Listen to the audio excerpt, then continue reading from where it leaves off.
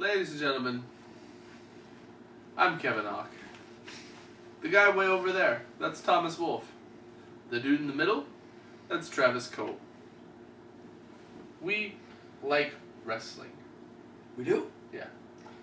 I love wrestling. And not just WWE. Well, I come here to talk about it with you two every week, so... Despite the fact that must mean I must like it. 4/5 of the show usually consists of all WWE stuff, we also like the little guys. Hell The yeah. Indies, Like this guy.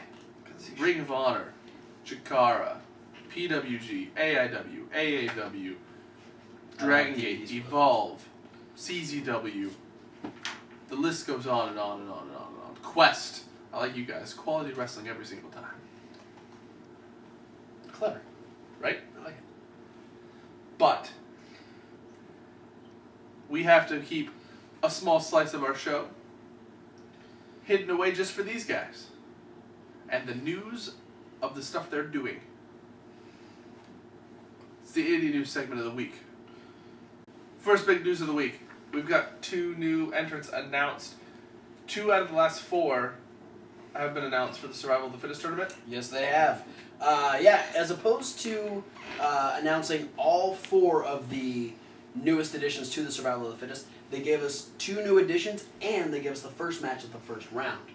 So, the past 2 weeks, we've updated you on the Survival of the Fittest tournament, and currently in the tournament we have Matt Seidel, Hanson, ACH, Adam Page, Caprice Coleman, Roderick Strong, Jay Lethal, and Cedric Alexander. This week, we've added, representing the Kingdom, former TV champion, former Ring of Honor champion, Adam Cole. Talk about a guy who's basically been the heel face of the company for the last year. Absolutely. He's entering his 4th tournament. He was in the finals of the 2010 tournament, which was won eventually by Eddie Edwards. He was eliminated in the first round in 2011 by Michael Elgin, and made it to the finals again in 2012, but eventually lost to Jay Lethal. So he's almost made it there a couple times. He's fallen short once, but I think with the role that he's been on this year, he's got a very good chance of taking it. Yeah. The second person added to the tournament was Tadarius Thomas. Me. No, Tadarius Thomas. Half of me. Me, half of them. Sure. Tadarius Thomas, who was formerly a young boy in the Decade. Aren't they all formerly young boys? No, it's part of the group called the Young Boys. Okay. I get pretty much the Young Boys are being hazed and picked on and everything by the members of the Decade. Well, to me, it's a respect thing. It's a take on Japanese wrestling. You watch Japanese wrestling matches, you notice how all the wrestlers have people in their corners. Mm-hmm. They're usually one guy's holding a towel, one guy might be holding a water bottle, something like that. Those are the Young Boys. Hmm. The Young Boys are basically like the errand boys for the veteran wrestlers. Okay. Tadarius Thomas being way newer than Jimmy Jacobs, BJ Whitmer, and Roderick Strong. Yeah. Well, he fits into that category. Yeah. So he was formerly a young boy, I guess because they were being bullied by the guys, and he recently stood up and has removed himself from the Decade altogether. And which is interesting because Roderick Strong was in the tournament. Yes. So he is actually entering his 2nd Survival of the Fittest tournament. He never made it to the finals. He was eliminated in the first round by fellow member of the tournament this year, Adam Cole. So, yeah. The guy he was announced along with. Yes. So, 2012, Adam Cole eliminated Tadarius Thomas. Now Tadarius Thomas has a little bit of a mean streak going on, breaking away from the Decade. So, could this be a good year for Tadarius Thomas? We'll have to wait and see. There are at least 2 more members. I'm not sure if they're going to go any more than that, but we'll have to wait till next week to find that out. But we do know the very first match in the first round of Survival of the Fittest will pit the Shooting Star Press against the 450 splash when ACH takes on Matt Seidel. Yeah, that blew my mind a little bit when I found out that was going to be a opening round match. It's gonna be a flippy one. It is going to be completely insane. I mean, ACH is coming off of a really big year. Yeah. So far this year, I mean, we had that the Champions versus All Stars match where he was the last of the All Stars to be eliminated. He was like the final All Star left in the match. Yeah. We know he's gonna be going in his hometown in San Antonio for the Ring of Honor. The week after. Yeah, he's gonna be going for the Ring of Honor World Championship. Yep. You know, so this is kind of a big deal year for ACH.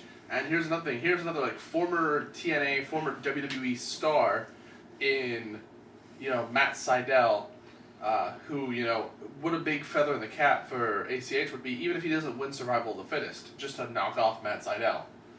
You know, and Matt Seidel with the whole hashtag reborn. Yeah, it's on. his second coming to the Indies because he was screwed over in WWE. You know, he didn't get a chance to reach the pinnacle of his potential because of the lack of independent style wrestling that was in WWE. Yeah. So What saddens me the whole time is that style became a lot more prominent in the WWE after he got hurt. Yeah. yeah, and can you imagine if he was part of the whole NXT thing right now? Yeah. I can. Well, It also, when he got hurt, he was in a tag team with... Kofi Kingston. Was it Kofi? Yeah, it was Aaron. Yeah. Boone. Yeah. Yeah, and, like, now there's been a huge resurgence in the tag team division Yeah. that, you know, him and Kofi would have had a nice little spot in. Yeah. So you've got Shooting Star Press from Matt Seidel taking on the 450 Splash from ACH. It is going to be this is going to be such a fast-paced match, and I hope I somehow get to see this match because it'd be phenomenal. Well, Survival of the Fittest Tournament will be available on DVD at some point on Ring of I'm Honor. gonna have to get it because that's To just shopringofhonor.com. That's just going to be so good. And then in a last bit of Ring of Honor news, this weekend they have a show in Lakeland. And so in addition to all the great matches that are going to be going on, we have Michael Elgin is returning to Ring of Honor.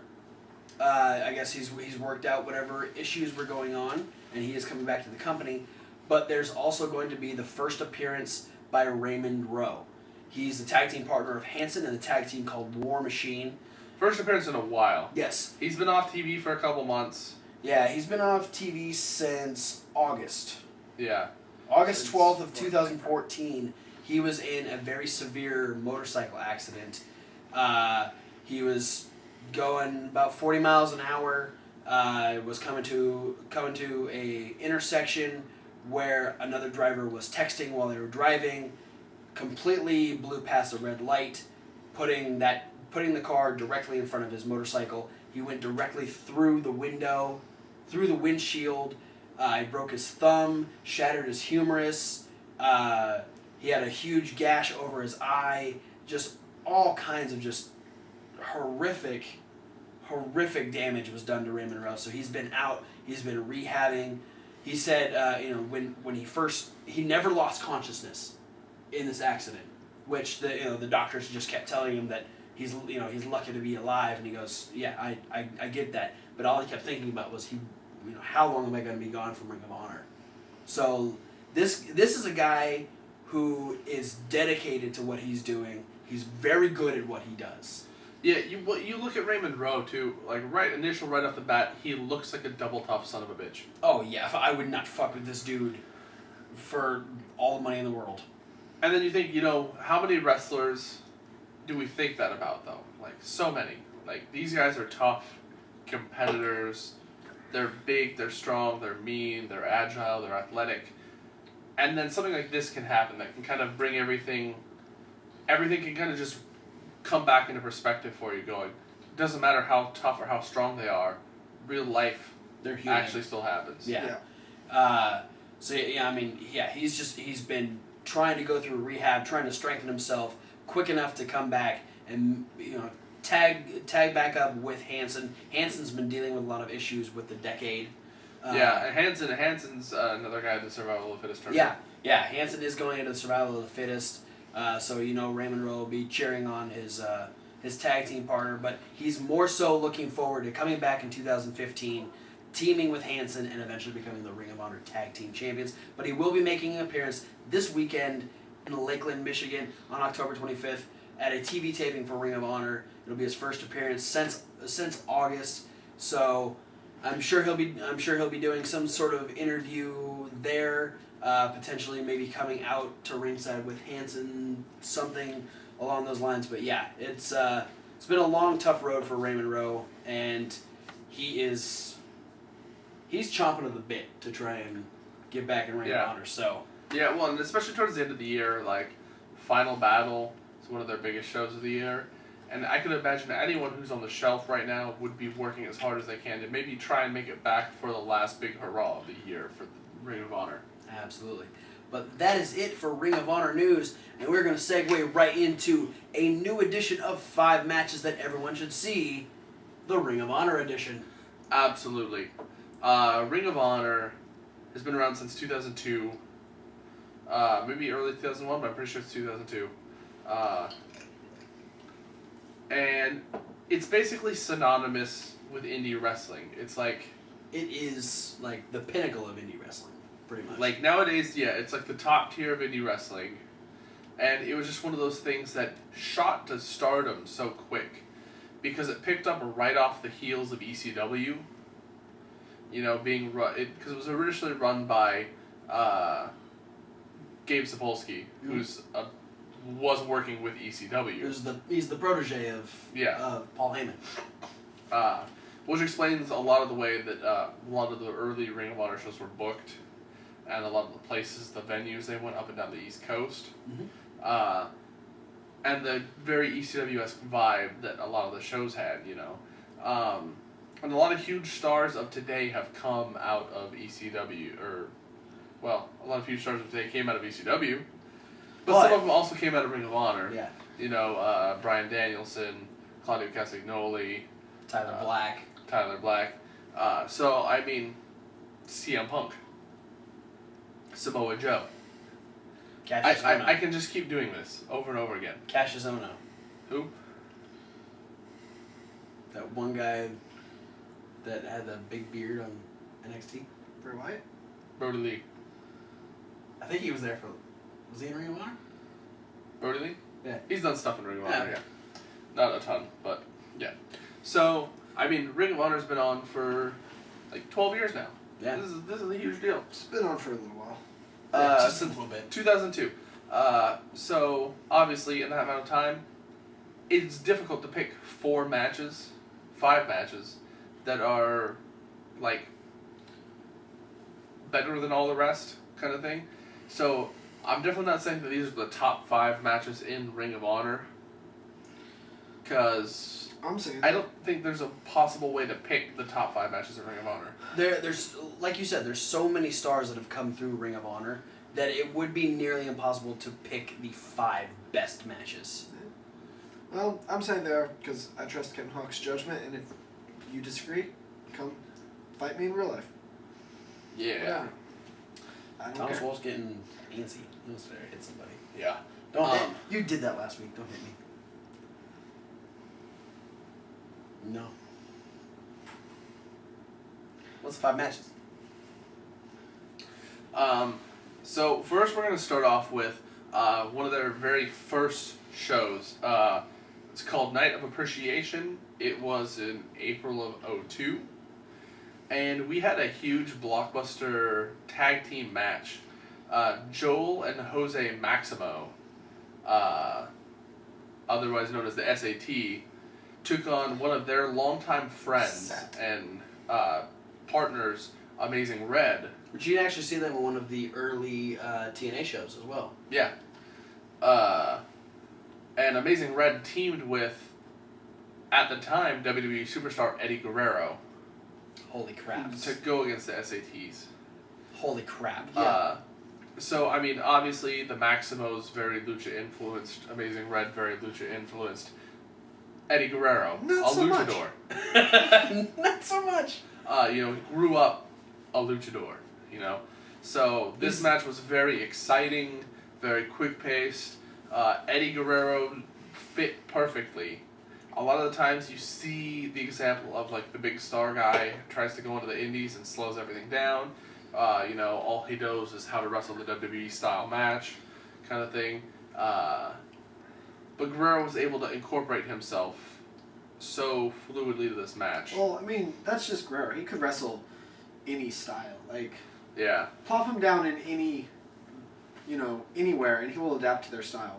Growing up in a wrestling ring will do that for you. Yeah. Next, we're going to go on. We're going to go way to the future from 2002, 8 years later, 2010, at Salvation. So far away. July of 2010. We're going to look at a tag team match of awesomeness.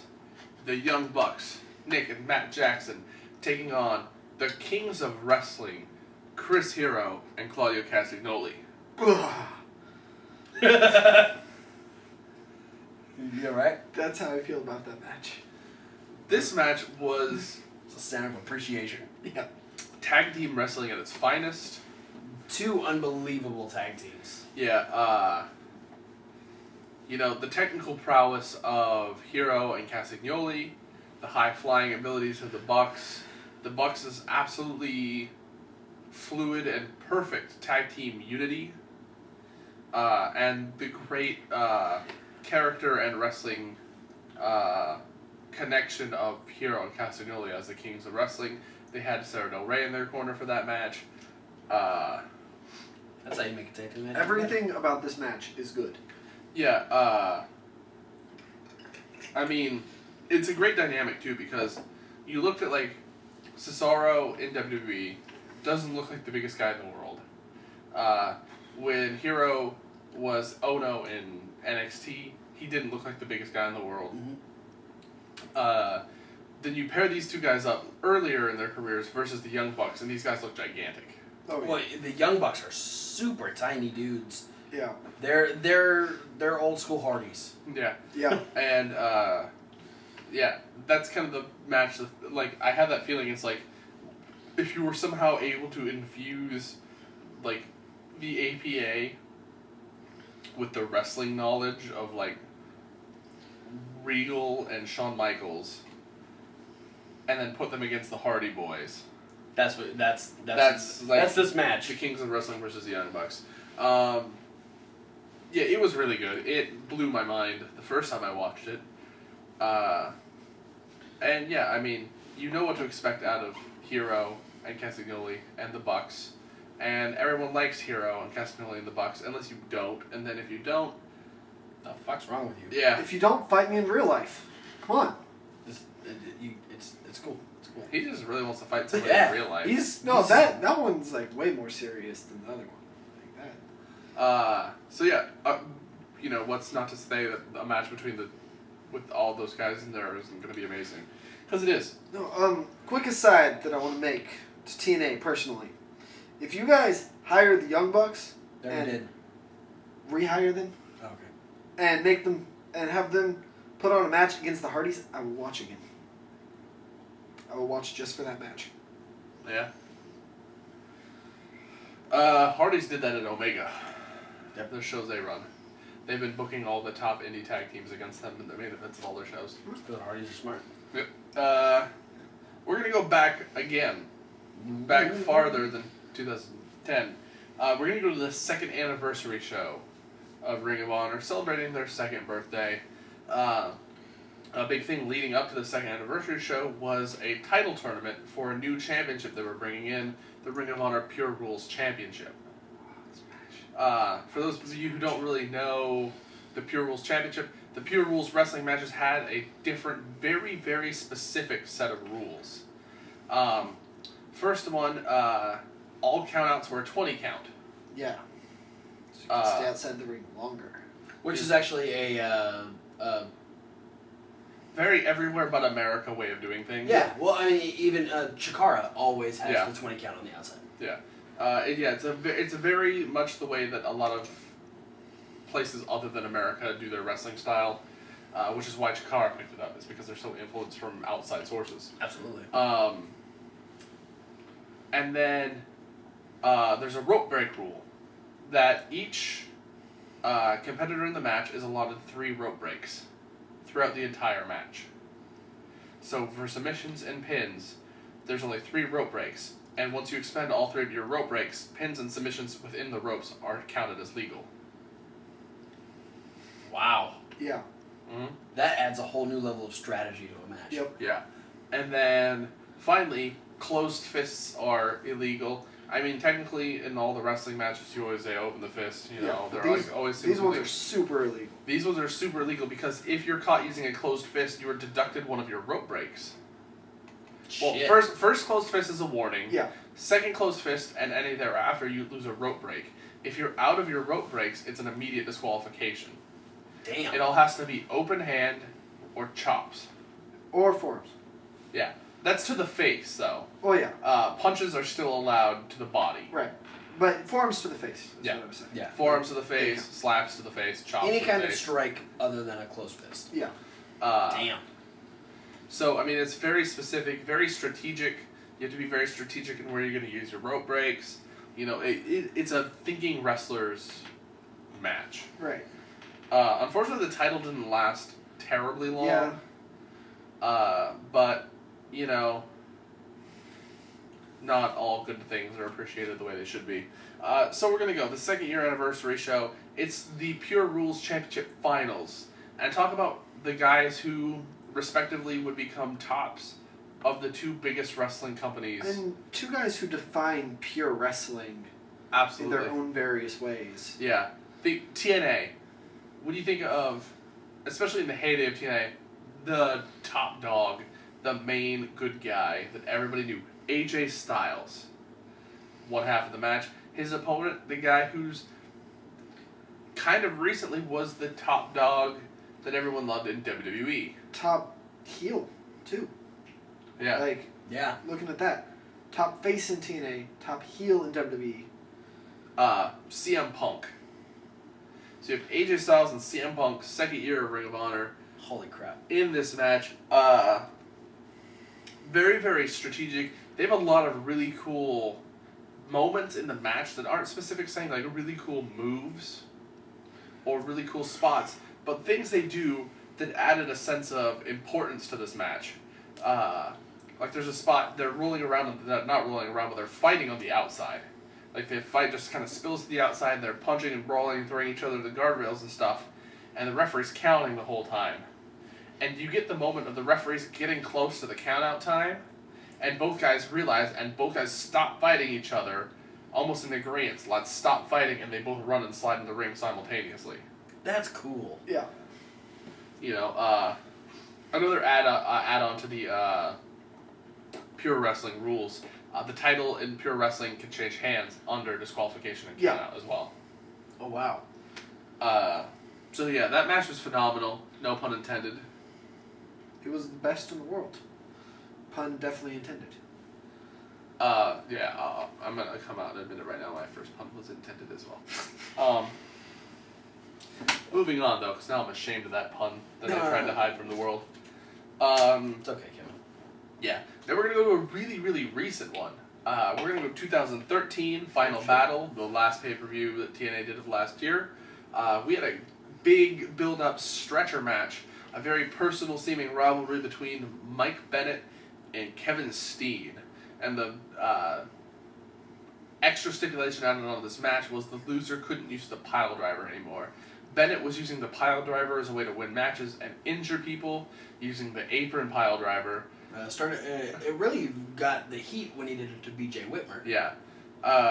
And then Kevin Steen, for as long as I've been watching him, has used the package pile driver as his finish. So Which is gnarly. Gnarly finisher. A lot of stuff going on there. It was a stretcher match. Maria's out there ringside. Yeah. Making the match so much better. Yeah. At least easier on the eyes. Yeah. It really threw me off. I mean, literally within a minute and a half, 2 minutes of the match, Bennett is bleeding from the back of his head. Definite use of all sorts of chair usage going on here.